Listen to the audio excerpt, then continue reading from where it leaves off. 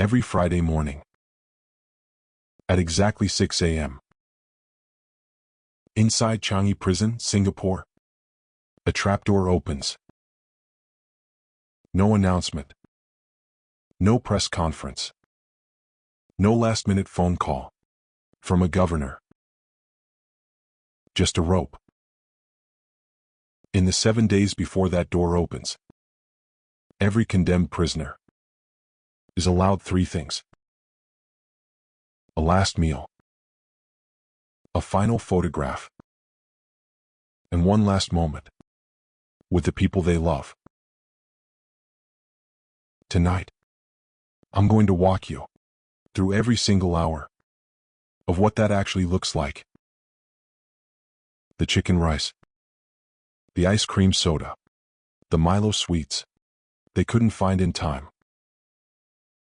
The man who stopped eating because he wondered if being heavier would make it take longer. The family that went shopping for new clothes so their son could look his best. For a photograph taken the morning before he died, the hands tied behind the back, the hood placed over the head, the noose around the neck, and the 20 minutes of silence after the drop, before the doctor confirms the time of death. This is Singapore's death row. Not the version the government describes. The real version. And once you see it, you cannot unsee it. Let me take you inside a system that most of the world doesn't see. Singapore is one of the wealthiest, cleanest, most efficient cities on earth. It's a place where chewing gum is illegal, where littering gets you a fine, and where the trains run on time down to the second. And it's also a place where, every few weeks, the state quietly hangs people to death in a prison that sits just 15 minutes from the airport. Changi Prison Complex covers 50 hectares on the eastern edge of Singapore. From the outside, it looks like any modern correctional facility. Clean white walls, manicured lawns, security cameras mounted at precise intervals. But inside one particular wing of this complex, there's a gallows chamber that has been in continuous operation since 1994. And the procedure that happens inside that chamber follows a protocol so precise, so bureaucratic, so clinical, that it could only exist in Singapore. Here's how it works. If you've been sentenced to death in Singapore, you spend years on death row in a cell that measures 3 meters by 3 meters. That's about 9 feet by 9 feet. Your cell has a sleeping mat, a bucket for a toilet, a single barred window near the ceiling that lets in light but doesn't let you see outside. You're allowed 1 hour of exercise per day in a small yard. You're allowed visits from family once a week through a glass partition. And you wait. The waiting is part of the system. In America, death row inmates wait an average of 20 years between sentencing and execution. In Singapore, it's usually between 3 and 8 years. Not short enough to feel rushed, but not long enough for international pressure to build the way it does in other countries. Just long enough for appeals to be exhausted, for families to exhaust their savings on lawyers, and for the world to move on to other stories. And then one day, with no advance warning to your family or your lawyer, you receive a letter. It's delivered to your cell on a Monday or Tuesday morning. The letter is printed on official Singapore Prison Service letterhead, and it tells you that you will be executed on Friday morning at 6 a.m. You have between 3 and 7 days left to live. This is not a Hollywood movie where the condemned prisoner gets a month to prepare, where there are dramatic last-minute appeals, where the governor might call with a pardon. Singapore doesn't work that way. You get a letter. You get less than a week. And on Friday morning at exactly 6 a.m. you hang. Let me show you what happens in those final days by telling you about a man named Tangaraju. He was 46 years old when he received his letter on April 19, 2023. He would be dead 7 days later. And his case became one of the most controversial executions in Singapore's recent history because of one simple fact. Tangaraju never touched the drugs he was executed for. In 2013, Singapore authorities arrested 2 men who were caught with just over 1 kilogram of cannabis. That's 1,017.9 grams to be exact. Under Singapore's Misuse of Drugs Act, anything over 500 grams of cannabis is an automatic death sentence. Not life in prison. Not 20 years. By hanging. Mandatory. No exceptions. The two men who were caught with the drugs told police that they were working for someone else. They said they received their instructions through phone calls and text messages. And when investigators checked their phones, they found two numbers. Those numbers were traced to SIM cards that had been registered years earlier under the name Tangaraju Sapaya. That's it. That's the entire evidence linking Tangaraju to the drugs. He wasn't caught with the cannabis. He wasn't present at the arrest. There was no physical evidence connecting him to the package. No fingerprints. No DNA. No money trail. Just two phone numbers on the phones of two men who were trying to avoid the death penalty themselves by giving authorities another name. Tangaraju was arrested. He was charged with abetting the trafficking of 1,017.9 grams of cannabis. Under Singapore law, if you help someone traffic drugs, you're just as guilty as the person carrying them. And in 2018, after a trial that lasted less than 2 weeks, Tangaraju was convicted and sentenced to death. For the next 5 years he appealed. His lawyers argued that the evidence was circumstantial. They argued that the two men who named him had every reason to lie. They argued that phone records alone shouldn't be enough to execute someone. The Singapore Court of Appeal rejected every argument. In 2022, they upheld his conviction. In early 2023, they rejected his final appeal. And on April 19, 2023, Tangaraju received his letter. Now, I need to pause here and explain something about Singapore's death penalty that most people don't understand. Singapore executes more people per capita than almost any other country in the world. The exact numbers are classified as state secrets, but human rights organizations estimate that Singapore has executed over 400 people since 1991. That's more than one execution per month for over 30 years. And the vast majority of those executions, probably 80 to 90%, are for drug offenses. Not murder. Not terrorism. Not violent crime. Drugs. Usually trafficking. Usually amounts that in other countries would get you 5 to 10 years in prison. In Singapore they get you a rope around your neck. The government's argument is simple. Singapore is a small country. It's a major shipping hub. It's surrounded by countries where drug production and trafficking are endemic. If Singapore didn't have the harshest possible drug laws, they argue, the country would be flooded with narcotics. The death penalty, they say, is a deterrent. It keeps Singapore clean and safe. But here's the thing about deterrence. It only works if the people you're trying to deter actually know about the punishment. And Singapore's executions happen in complete silence. There are no public announcements beforehand. No press releases.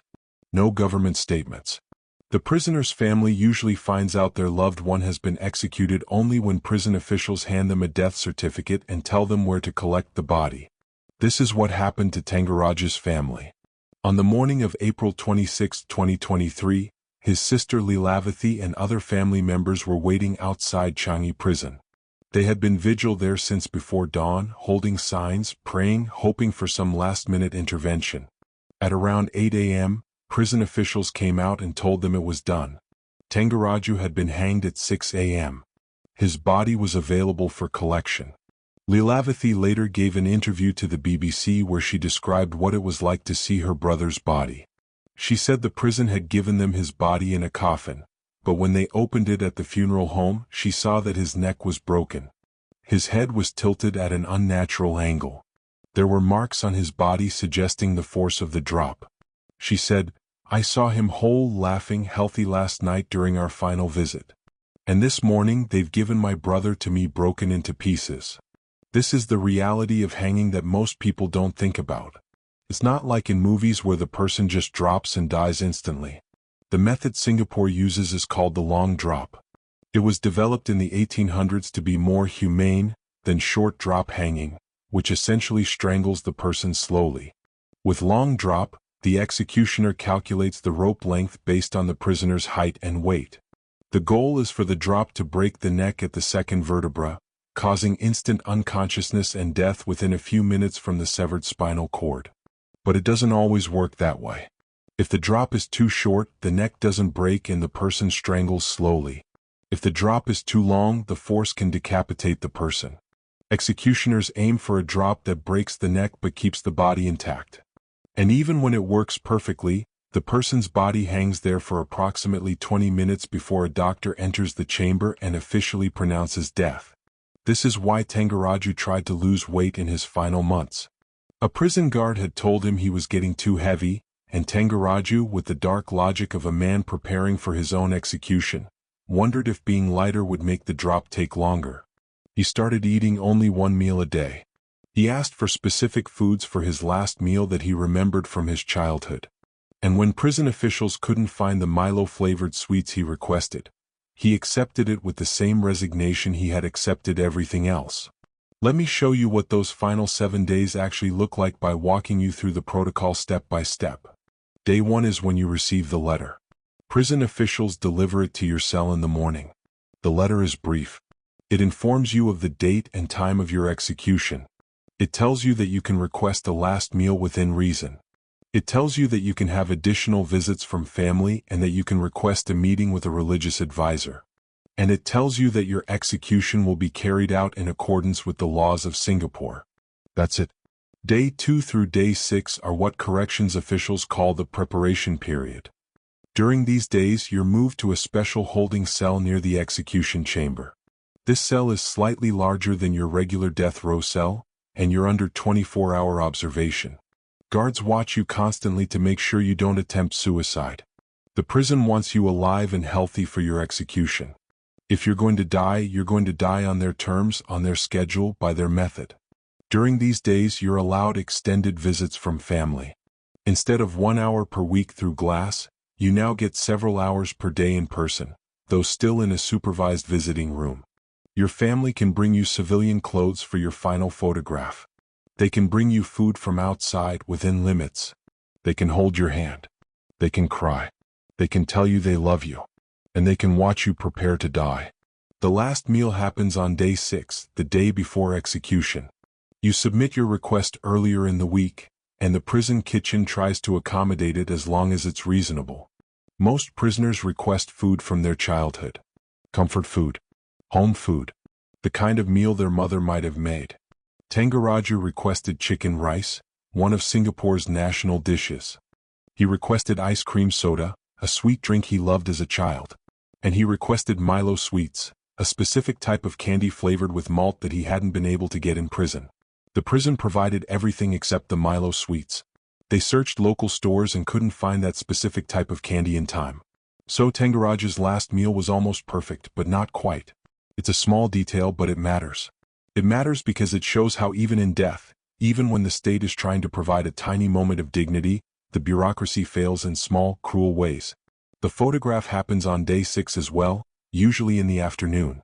Prison officials set up a professional photography area with a white backdrop and proper lighting. The condemned prisoner is allowed to wear their own civilian clothes, the ones their family brought. They sit for a portrait. The photographer takes several shots. And then the prison prints the best one and gives it to the family. This might sound compassionate, but think about what it actually is. You're forcing a family to pick out nice clothes for their loved one to wear in a photograph that will be taken the day before that person is executed. You're creating a permanent image of that person looking clean, healthy, and alive, knowing that in less than 24 hours their neck will be broken and their body will be handed back in a coffin. Families hang these photographs on their walls. They become the last memory, frozen in time, of someone the state decided to kill. Day 7 is execution day.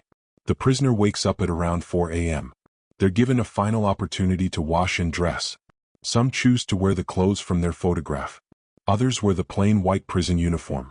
At around 5:30 a.m., a prison chaplain or religious advisor, if requested, comes to the cell for final prayers or spiritual preparation. At 5:45 a.m., prison officials enter the cell. They read the execution warrant aloud. This is legally required. The prisoner must be formally notified that they are about to be executed and under what authority. Then the prisoner's hands are tied behind their back with cloth restraints. They're escorted down a short corridor to the execution chamber.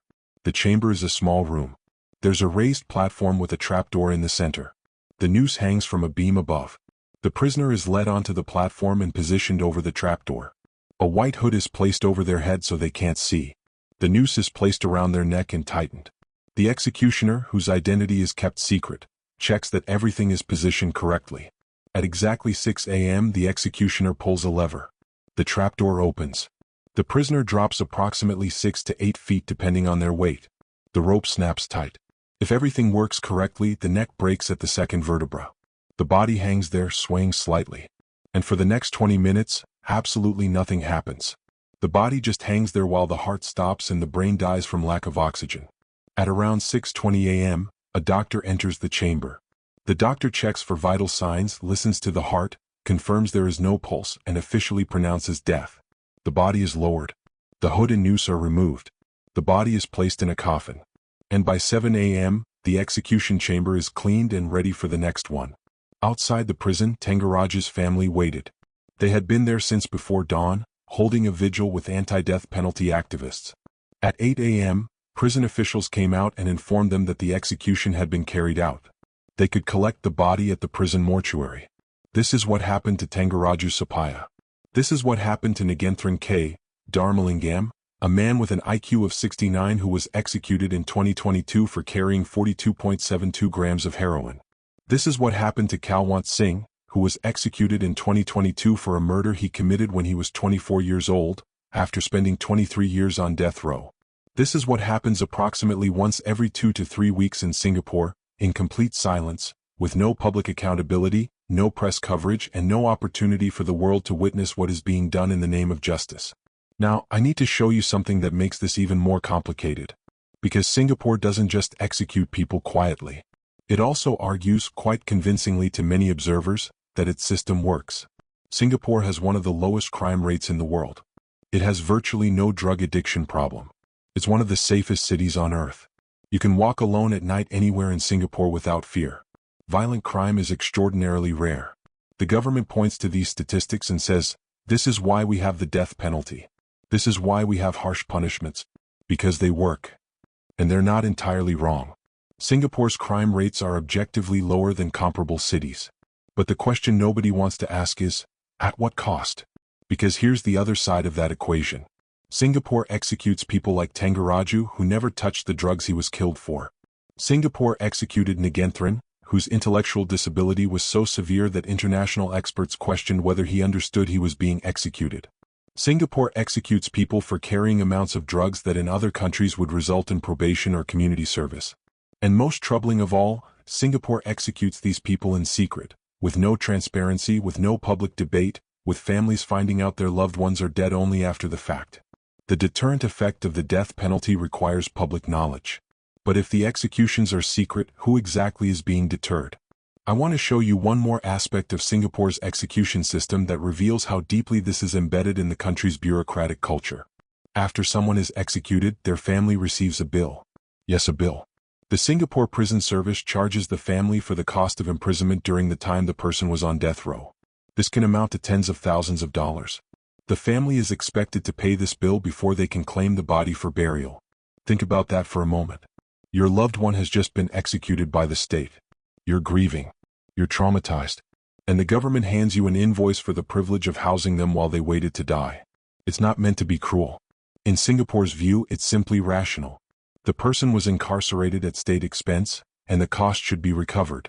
But the emotional brutality of billing a grieving family for the cost of their loved one's imprisonment before execution is hard to overstate. This is Singapore's death row. It's not the medieval torture chamber some people imagine. It's not the chaotic, violent American death row you see in movies. It's clean, efficient, bureaucratic, and absolutely final. There are no last-minute reprieves. No presidential pardons. No dramatic appeals that stop the execution 5 minutes before it happens. You get your letter. You get less than a week. And on Friday morning you die. So here's the question that should be burning in your mind right now, the question we're going to explore for the rest of this documentary. Is this justice? Is a system that operates in secret, that executes people for non-violent offenses, that gives families less than a week to say goodbye, that treats death as just another administrative procedure, is that justice? Or is that something else entirely? Singapore would say it's justice. They would say it's effective justice. They would point to their crime statistics and say, look at the results. We're one of the safest places on earth. And they're not lying. Those statistics are real. But what they don't talk about is the cost. The human cost of killing people like Tangaraju, who maintained his innocence until the moment the trapdoor opened. The moral cost of executing people in secret so the rest of the world doesn't have to confront what's being done. The psychological cost on the guards, the executioners, the doctors who have to participate in this system week after week. And most importantly, the cost on society itself. Because when you normalize death, when you turn execution into a routine administrative procedure that happens every few weeks with no public discussion, with no transparency, with no accountability, what do you become? You become a society where killing is just another box to check. Where the state can end human lives as casually as it processes parking tickets. Where efficiency matters more than humanity. That's the fracture at the heart of Singapore's death penalty. It works by certain metrics. It keeps crime low. It keeps drugs out. But it does so by creating a system where human life becomes just another resource to be managed, calculated, and eliminated when necessary. And once you create that system, once you make peace with that trade-off, you've changed something fundamental about your society. We're going to spend the rest of this documentary exploring that trade-off. We're going to look at other cases. We're going to hear from families. We're going to examine the legal structure that makes this possible. And we're going to ask the question that Singapore doesn't want asked. Is there a level of safety that's worth buying with secret executions? But before we move forward, I want you to remember Tangaraju. Remember that he asked for Milo sweets and they couldn't find them in time. Remember that he tried to lose weight because he thought it might make his death slower. Remember that his sister saw his body broken in a coffin hours after seeing him healthy through a glass partition. Remember that he died for drugs he never touched, based on evidence that amounted to 2 phone numbers. Because Tangaraju is not a statistic. He's not a policy debate. He was a person. And understanding what happened to him is the only way to understand what Singapore's death row really means. Now we need to understand how this system actually works. Not the bureaucratic procedure I just showed you, but the legal framework that makes it possible. Because Singapore didn't accidentally create one of the world's most prolific execution systems. They designed it deliberately with specific legal structures, with specific policies, and with a philosophy about crime and punishment that's fundamentally different from most of the world. Let me start with the law itself. Singapore's Misuse of Drugs Act was passed in 1973, and it's one of the harshest drug laws on earth. The law establishes what they call presumptions. If you're caught with certain amounts of drugs, the law presumes you intended to traffic them. And if you're presumed to be trafficking, you face a mandatory death sentence. Here's how the thresholds work. For heroin, it's 15 grams. For cocaine, it's 30 grams. For cannabis, it's 500 grams. These aren't huge amounts. 15 grams of heroin fits in a small plastic bag. 500 grams of cannabis is about 1 pound. These are amounts that in many countries would be classified as personal use or small-scale possession. In Singapore, they're automatic death sentences. But it gets more complicated. The law also makes something called abetment a capital offense. Abetment means helping someone traffic drugs, even if you never touch the drugs yourself. If you drive someone to a drug deal, you're guilty of abetment. If you make a phone call arranging a drug transaction, you're guilty of abetment. If you store drugs for someone else, you're guilty of abetment. And abetment carries the same mandatory death sentence as actual trafficking. This is how Tangaraju ended up on death row. He wasn't caught with drugs.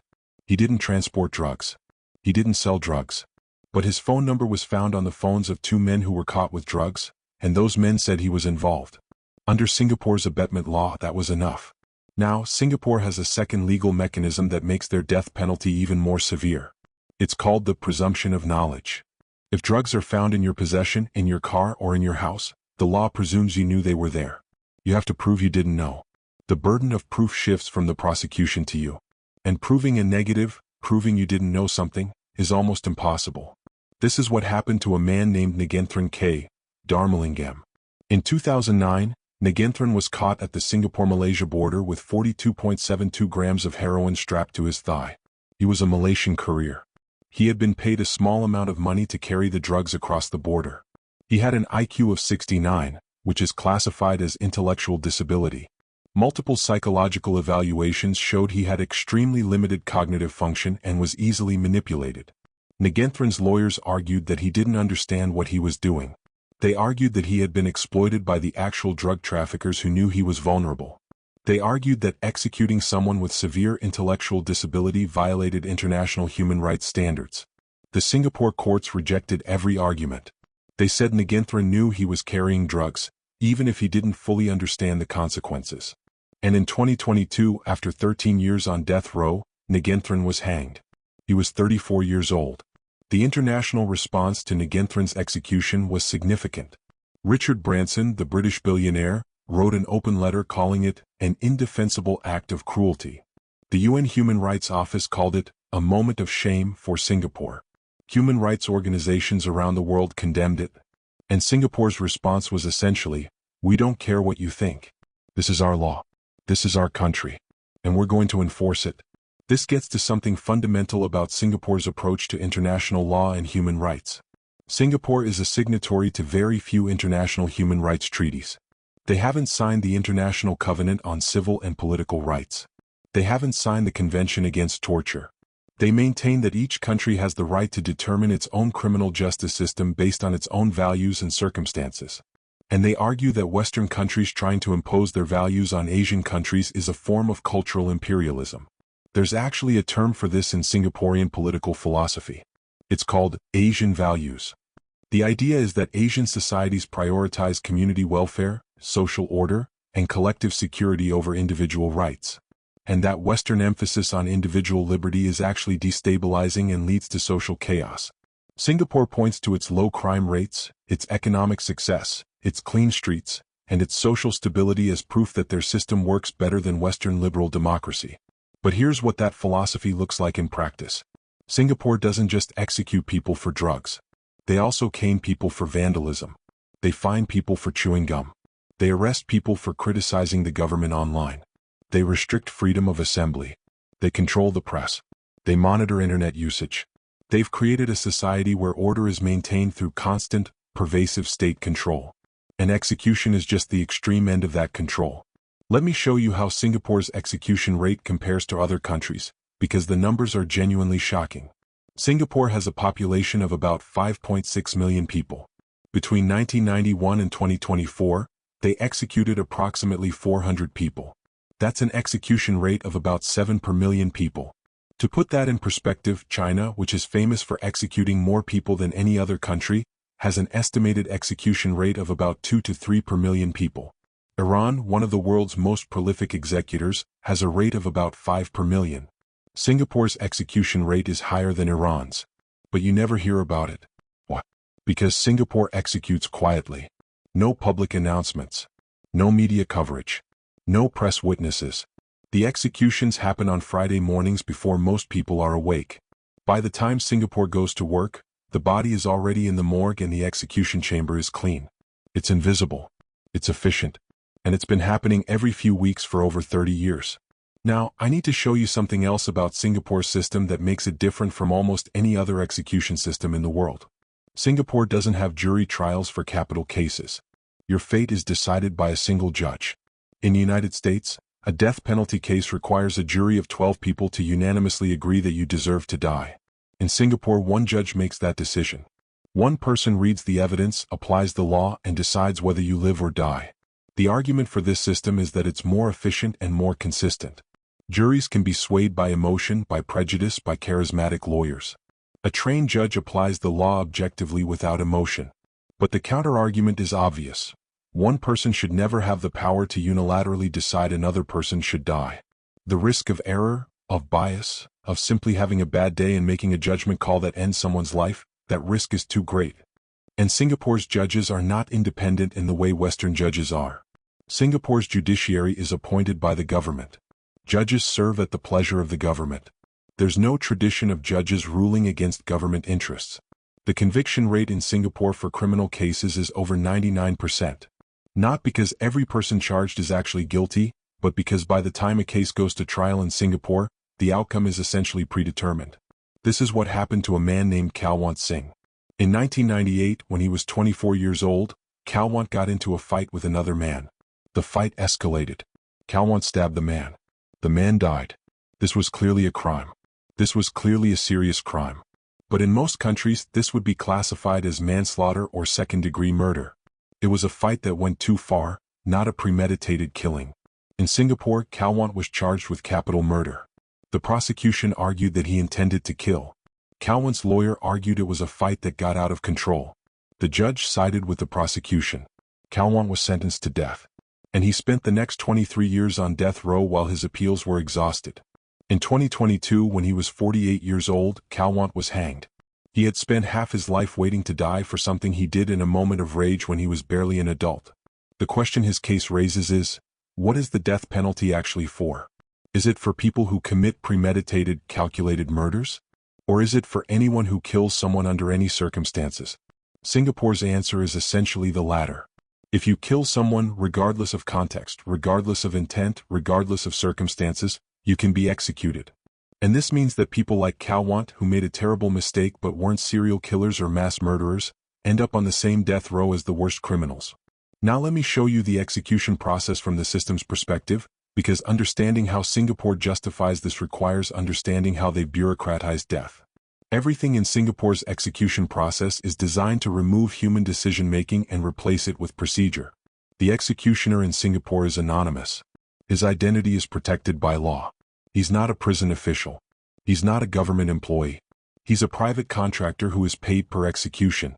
The amount he's paid is classified, but estimates suggest it's somewhere between 400 and 500 Singapore dollars per execution. That's about $300. He shows up on Friday mornings, performs the execution, collects his payment, and leaves. No questions asked. No records kept beyond the official death certificate. This anonymity serves a purpose. If no one knows who the executioner is, no one can hold him accountable. No one can question him. No one can ask him how he lives with what he does. He's a ghost in the system, appearing just long enough to pull a lever and then disappearing back into Singapore society. He could be your neighbor. He could be the person sitting next to you on the train. And you'd never know. The guards who escort prisoners to the execution chamber are also anonymous. Their identities are protected. They work in rotating shifts so no single guard has to perform this duty too often. They're trained to be professional, efficient, and emotionless. The prisoner is a task to be completed, not a person to be considered. The doctor who pronounces death is required by law to be present. But that doctor doesn't participate in the execution. They just wait. 20 minutes after the drop, they enter the chamber, check for vital signs, and sign the death certificate.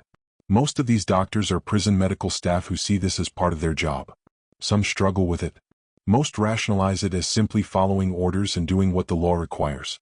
This is how you create an execution system that can operate week after week, year after year, without anyone involved feeling personally responsible. You fragment the responsibility. You make it anonymous. You make it procedural. And you make it so routine that it becomes just another task like processing paperwork or conducting inspections. But this bureaucratization of death has a psychological cost on everyone involved, even if they don't acknowledge it. There's research on this from countries that have studied execution teams. Guards and medical professionals who participate in executions, even in supportive roles, have higher rates of PTSD, depression, and substance abuse than other prison staff. They have higher rates of divorce and family problems. They have higher rates of suicide. Singapore doesn't publish any data on this. They don't study it. They don't acknowledge it. But human psychology doesn't change based on national borders. The people carrying out these executions are experiencing psychological trauma whether Singapore admits it or not. They just don't have any support systems to deal with it because acknowledging the trauma would be acknowledging that there's something wrong with the system. Let me show you one more aspect of Singapore's death penalty that reveals how deeply this is embedded in their legal philosophy. Singapore has something called prosecutorial discretion in capital cases. This means the Attorney General's office decides who gets charged with a capital offense and who doesn't. And they use this power strategically. If you're caught with drugs and you cooperate with authorities, if you give them information about other traffickers, if you testify against other people, the prosecution can decide not to charge you with a capital offense. They can charge you with a lesser offense that carries life imprisonment instead of death. This is how Stephen Golden, one of the two men caught with the cannabis in Tangaraju's case, avoided the death penalty. He cooperated. He gave authorities Tangaraju's name. And in exchange he got life imprisonment instead of execution. This creates a perverse incentive structure. If you're caught with drugs, your best chance of survival is to blame someone else. It doesn't matter if that person was actually involved. It doesn't matter if your testimony is accurate. What matters is that you give authorities a name and that name leads to a conviction. This is how innocent people end up on death row while the actual traffickers cooperate and survive. And Singapore's courts don't scrutinize these cooperating witness testimonies very carefully. If someone facing death gives testimony that helps the prosecution, the courts tend to accept it. The burden is on the defense to prove the witness is lying, which is nearly impossible when the witness and the prosecution are aligned. This is what happened to Tangaraju. The two men caught with drugs said he was involved. They had every incentive to lie because it might save their lives. The only evidence was their word and some phone numbers. And Singapore executed him based on that. Now let me show you what happens to the families after an execution, because the system's cruelty doesn't end with the death itself. When someone is executed in Singapore, their family receives the body, but they don't receive any official explanation of what happened in that execution chamber. They don't know if their loved one suffered. They don't know if the execution went smoothly or if there were complications. They just get a body in a coffin and a death certificate that says, judicial hanging. And then, as I mentioned in the last section, they receive a bill. The Singapore Prison Service calculates the cost of housing the prisoner during their time on death row and bills the family. This can amount to tens of thousands of dollars. If the family can't pay, they can negotiate a payment plan. But until the bill is resolved, there can be complications with official death records and funeral arrangements. Think about what this does to a grieving family. Your loved one has just been executed. You're traumatized. You're devastated. And the government hands you a bill and says you owe us money for the privilege of housing them while we prepared to kill them. It's not legally described as cruel. It's described as cost recovery. But the emotional impact is devastating. Tangaraju's family was billed approximately 30,000 Singapore dollars for his time on death row. That's about 22,000 US dollars. His family had already spent their savings on lawyers trying to save his life. They didn't have the money. They had to fundraise in their community, asking for donations to pay the government so they could properly bury their brother. This is Singapore's death penalty system. It's not designed to be cruel in the traditional sense. It's not torture. It's not public spectacle. It's not meant to inflict maximum suffering. It's designed to be efficient, bureaucratic, and invisible. But in being all those things, it becomes something arguably worse. It becomes a system where death is routine, where human life is reduced to administrative procedure, where killing happens so regularly and so quietly that it stops feeling like killing at all. Singapore would argue this system works. They would point to their crime statistics. They would point to their drug interdiction rates. They would say that every person executed was given due process, was convicted in a court of law, and was guilty of a crime that Singapore's elected government decided deserves death. And technically they're not wrong. This is all legal. This is all procedurally correct. This all follows Singapore law. But legality and morality aren't the same thing. You can have a system that's perfectly legal and perfectly evil. You can have a system that follows every rule and still destroys human dignity. And you can have a system that works by certain metrics while being fundamentally wrong at its core. This is what Singapore has created. A death penalty machine that operates with the precision of a Swiss watch and the soul of a bureaucratic form. It kills efficiently. It kills regularly. And it kills quietly enough that most of the world never notices or cares. So here's the question that should be burning in your mind right now. Is efficiency a virtue when what you're doing efficiently is killing people? Is procedure a defense when the procedure leads to death? Is silence acceptable when what's being silenced is the systematic execution of human beings? Singapore says yes. They say their system is rational, proportionate, and effective. They say it keeps their society safe and their crime rates low. They say it's none of the world's business how they enforce their laws. But the families burying their loved ones don't feel safe. They feel destroyed. The condemned prisoners spending their final days in 3-meter cells don't feel like they're part of a rational system. They feel like they're being killed by a machine that doesn't see them as human. And the international community watching this happen doesn't see justice. They see a wealthy, modern city-state that has decided killing people is just another administrative function. And the scariest part? It works. Singapore is safe. Singapore is clean. Singapore is prosperous. And every few weeks, Singapore hangs someone, and life goes on as if nothing happened. The trains still run on time. The streets are still clean. The economy still grows. And somewhere in Changi prison, another family is receiving a letter telling them they have less than a week to say goodbye. Now we need to talk about what all of this leaves behind. Not just for the families who bury their loved ones in pieces. Not just for the guards who participate in killing people as a job requirement. But for Singapore itself. Because when you build a system that executes people every few weeks in complete silence, when you normalize death as an administrative procedure, when you create a society where the state can end human lives without public discussion or accountability, something fundamental changes in that society. And that change leaves a scar that never fully heals. Let me start with the families because their scar is the most visible even if Singapore tries to hide it. When Tangaraju was executed, his sister Leelavathy became what activists in Singapore call a death row family member. It's not an official designation. It's not something the government recognizes. But it's a community that exists in the shadows of Singapore society. These are the mothers, fathers, sisters, brothers, children of people who have been executed or are waiting to be executed. These families carry a unique kind of grief. In most societies, even when someone dies in terrible circumstances, there's a community response. People bring food. They offer condolences. They acknowledge the loss. But in Singapore, death row families often face stigma instead of support. Their loved one was executed by the state, which means the state determined they were criminals who deserved to die. And many Singaporeans accept that judgment without question. So the families grieve alone, ashamed, isolated, carrying not just the loss but the social judgment that their loved one was unworthy of life. Leelavathy has spoken publicly about this, which is rare in Singapore where speaking against government policy can have serious consequences. She describes the months after Tangaraju's execution as living in a fog. She couldn't work. She couldn't sleep. She would wake up at 6 a.m. every Friday, the time and day her brother died, and her body would physically react. Shaking, nausea, panic attacks. Her brain had been traumatized by the knowledge of what happened at that specific time on that specific day, and now it replays that trauma on a weekly schedule.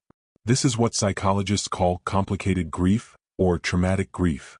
It's different from normal grief because the loss is not just a death but a killing. Someone made a decision that your loved one should die. Someone carried out that decision. Someone pulled a lever that opened a trapdoor. And your loved one fell and their neck broke and they hung there for 20 minutes while you were outside the prison walls not knowing if it had happened yet. You can't process that grief the way you process natural death or even accidental death. Because there's no acceptance that can come from it. There's no peace in knowing that someone deliberately killed your family member and you couldn't stop it and nobody in your country even seems to care that it happened. And then there's the practical aftermath that compounds the trauma. Leelavathy had to pay the government bill for her brother's imprisonment. She had to organize his funeral while dealing with paperwork that listed his cause of death as judicial hanging. She had to answer questions from her community about why her brother was executed. She had to explain to her children why their uncle was gone and why they couldn't talk about it openly. This is the family scar. It's carried by hundreds of families in Singapore. The exact number is unknown because Singapore doesn't publish comprehensive execution statistics. But if 400 people have been executed since 1991, that means approximately 400 families, probably 2,000 to 3,000 individual people, are carrying this specific trauma. And Singapore offers them no support services, no grief counseling, no acknowledgement that what they're experiencing is different from normal loss. Now let me show you the scar on the other side. The one carried by the people who work in the execution system. Because Singapore's death penalty doesn't run itself. It requires guards who escort prisoners to the gallows. It requires doctors who pronounce death. It requires prison administrators who coordinate the schedule. It requires executioners who pull the lever. And it requires all of these people to keep doing their jobs week after week without falling apart psychologically. Singapore doesn't study this. They don't publish data on the mental health of execution personnel. They don't track how many guards request transfers out of execution duty. They don't monitor whether executioners develop substance abuse problems or PTSD. The system is designed on the assumption that people can participate in killing other people regularly as long as it's legal and procedural, and that there will be no psychological cost. But we know from research in other countries that this assumption is false. A study done in the United States on prison staff who participated in executions found that 31% met diagnostic criteria for PTSD. Another 19% had depression. Another 25% had severe anxiety disorders.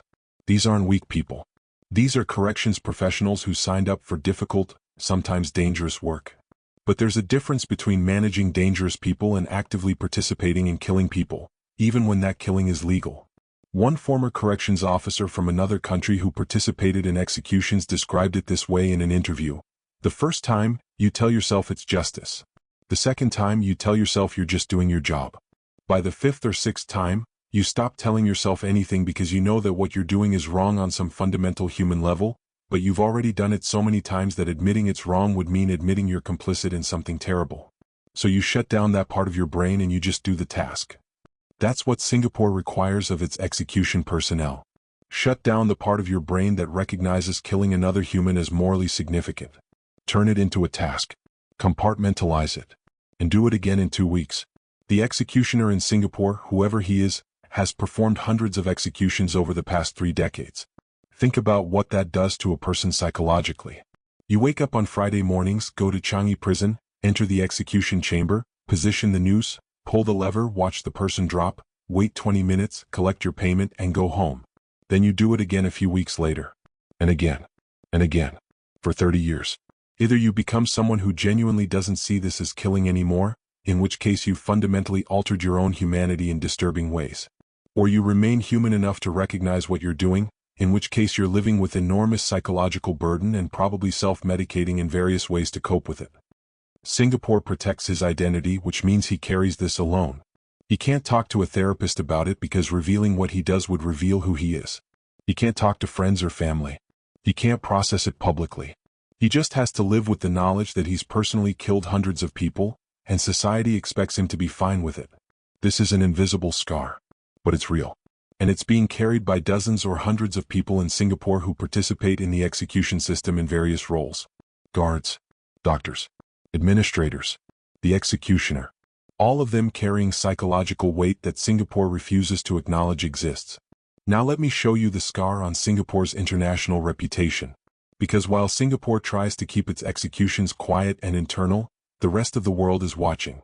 And what they're seeing is damaging Singapore's image in ways the government doesn't seem to fully appreciate. Singapore markets itself as a modern, sophisticated, first-world nation. They want to be seen as a global financial hub, a center of innovation, a place where international businesses want to establish regional headquarters. They point to their infrastructure, their efficiency, their cleanliness, their safety. And all of that is true. Singapore is genuinely impressive in many ways. But they're also executing people at higher per capita rates than Iran or China. They're executing people for non-violent drug offenses. They're executing people with intellectual disabilities. They're executing people based on circumstantial evidence. And they're doing it all in secret with no transparency and no accountability. This creates cognitive dissonance for international observers. How do you reconcile the gleaming modern city with the medieval execution chamber? How do you trust a justice system that operates with 99% conviction rates and mandatory death sentences? How do you do business in a country where the state regularly kills people and bills their families for the privilege? Many countries and companies have decided they can't reconcile it. Major international human rights organizations regularly condemn Singapore's execution practices. The European Union includes Singapore on its list of countries with concerning death penalty practices. Multiple UN agencies have called for Singapore to abolish or at least reform its death penalty system. And while Singapore publicly dismisses this criticism as Western cultural imperialism, the reality is that it's affecting their soft power. Young professionals in Western countries who might otherwise be attracted to Singapore's economic opportunities are increasingly uncomfortable with the idea of living in a country that executes people regularly. Universities that might partner with Singaporean institutions are facing pressure from students and faculty who don't want to be associated with a state that practices capital punishment so extensively. This is a scar on Singapore's global image that will take generations to heal, if it ever does. Because once you establish a reputation as a place that treats human life as dispensable when it's legally convenient, that reputation follows you. Singapore can build all the beautiful buildings they want. They can create all the economic opportunity they want. But they'll always be the country that hangs people every few weeks and doesn't think that's worth talking about. Now let me show you the deepest scar of all. The one on Singapore's collective conscience, or more accurately, the scar that reveals Singapore has chosen not to have a collective conscience about this issue. Because the most disturbing thing about Singapore's death penalty isn't just that it happens. It's that most Singaporeans either support it or don't think about it at all. Polls consistently show that a majority of Singaporeans support the death penalty. When the government executes someone, there's rarely any public outcry beyond small groups of activists. Most Singaporeans go about their daily lives completely disconnected from the fact that their government just killed someone. The trains still run on time. The restaurants are still full. The shopping malls are still crowded. And somewhere in Changi prison, a family is collecting a body, but that's their problem, not society's problem. This disconnection is deliberate. Singapore's government has cultivated it through decades of controlled messaging. They frame the death penalty as necessary for social order. They emphasize that only serious criminals face execution. They never show what an execution actually looks like. They never allow public debate about whether this is morally acceptable. They've created a society where killing is normalized through silence. And this creates a particular kind of moral numbness that's arguably more dangerous than open cruelty. Because at least with open cruelty, people can see what's happening and make moral judgments. But with Singapore's system, the killing is so sanitized, so bureaucratic, so invisible, that people can support it without ever confronting what it actually means. This is how you end up with a society where a man like Tangaraju can be executed based on phone records, where his sister can be billed for his imprisonment, where his body can be returned broken in a coffin, and where the vast majority of the population reads about it in the newspaper the next day and thinks, good, one less drug dealer, without ever asking if the evidence was sufficient or if the punishment was proportionate or if maybe, just maybe, the state shouldn't have the power to kill people based on testimony from other criminals trying to save their own lives. Singapore has created a culture where critical thinking about state violence is discouraged, where questioning the death penalty is seen as being soft on crime or naive about security threats, where the very idea that maybe we shouldn't execute people is treated as a Western import that doesn't fit with Asian values. And this cultural scar, this collective decision to not think too hard about what the state does in the execution chamber every few weeks, this might be the most lasting damage of all. Because cultures can change laws. Cultures can reform justice systems.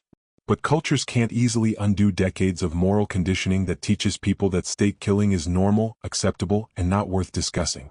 Let me show you what this looks like in the next generation. Singapore's young people are being raised in a society where execution is just a fact of life. They learn in school that Singapore has harsh penalties for drug crimes. They see the news reports when executions happen.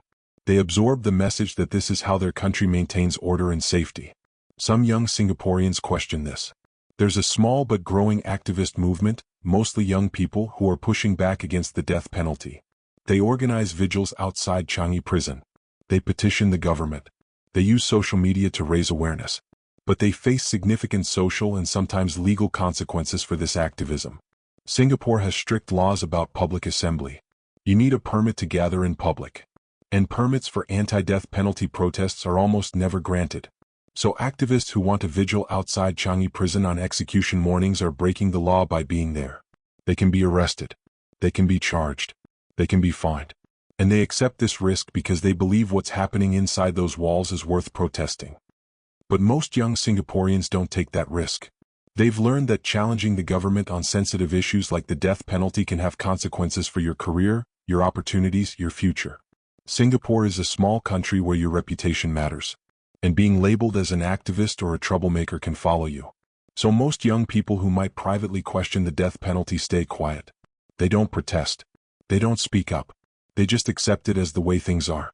This is how the scar perpetuates itself. Each generation learns to accept state killing as normal. Each generation internalizes the message that some human lives are disposable when the law says so. Each generation grows up in a society where the most fundamental question, whether the state should have the power to kill its own citizens, is treated as already answered and not open for debate. And the truly tragic part is that Singapore doesn't have to be this way. They could maintain their low crime rates without executing people. We know this because other developed countries with low crime rates don't have death penalties. Japan has comparable safety without executing drug offenders. South Korea abolished the death penalty in practice while maintaining social order. Multiple European countries are safer than many American cities without any death penalty at all. Singapore has chosen this system. They've chosen to execute. They've chosen to do it in secret. They've chosen to not talk about it publicly. They've chosen to bill families for imprisonment. They've chosen to maintain mandatory death sentences. They've chosen to execute people with intellectual disabilities. They've chosen to execute people based on circumstantial evidence. Every one of these choices was deliberate. Every one of these choices could be changed. But Singapore chooses not to change them. Why? Because admitting the system needs reform would mean admitting the system has been wrong. It would mean acknowledging that the 400 people executed since 1991 might not all have deserved to die. It would mean confronting the families and saying we made mistakes, or we could have done this differently, or maybe we shouldn't have been killing people all along. And that's a conversation Singapore's government refuses to have. So instead they maintain the system. They execute every few weeks. They collect the bodies. They bill the families. They clean the chamber. and they prepare for the next Friday morning.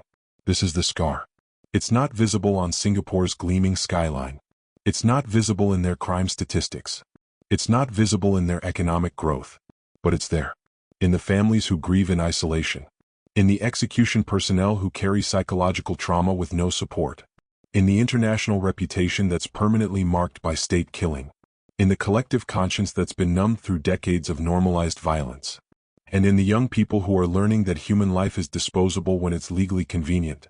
50 years from now, when people look back at Singapore in the early 21st century, this will be part of their story. Not just the economic miracle. Not just the clean streets.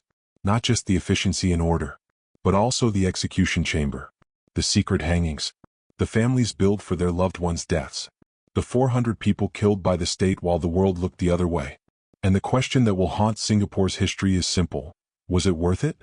Was the low crime rate worth the psychological trauma inflicted on families? Was the social order worth the moral numbness required to accept state killing as routine? Was the safety worth the cost in human lives and human dignity? Singapore says yes. They've made that calculation and decided the trade-off is acceptable. But history might judge them differently. Because history tends to look harshly on societies that normalized killing, even when that killing was legal, even when it was procedural, even when it was done in pursuit of safety and order. The scar will remain long after the last execution. It will remain in the collective memory of the families. It will remain in the historical record of how many people were killed and why. It will remain in the international perception of what Singapore chose to be when they had the opportunity to be something better. And it will remain in the moral reckoning that future generations will have to do when they ask themselves why their parents and grandparents allowed this to happen and never seriously questioned whether it should stop. So here we are. Friday morning, 6 a.m. Somewhere in Changi prison, a trapdoor opens. A rope goes tight. And 20 minutes later, someone is dead. And in a few weeks, it happens again. And then again.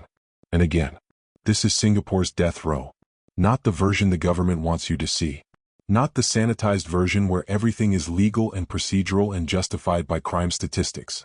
The real version. Where families get 7 days' notice. Where last meals are missing the sweets that were requested. Where men lose weight hoping it will make their death slower. Where bodies are returned broken in coffins. Where bills are sent to grieving families. Where execution is so routine that society doesn't even pause to acknowledge it happened. I've shown you the fracture. The moment when Singapore decided that efficiency and order matter more than the complexity of human life. I've shown you the system. The laws that make death mandatory. The courts that operate with 99% conviction rates. The executioner who pulls the lever for $300. The silence that surrounds each killing. And I've shown you the scar. The one carried by families. By prison staff. By Singapore's international reputation. And by the collective conscience of a society that has normalized state killing to the point where it's not even worth discussing. But I haven't answered the question that's been hanging over this entire documentary. Should Singapore execute people? And here's my honest answer. I can't tell you what to think. I can't tell you whether Tangaraju deserved to die for being connected to a kilogram of cannabis through phone records.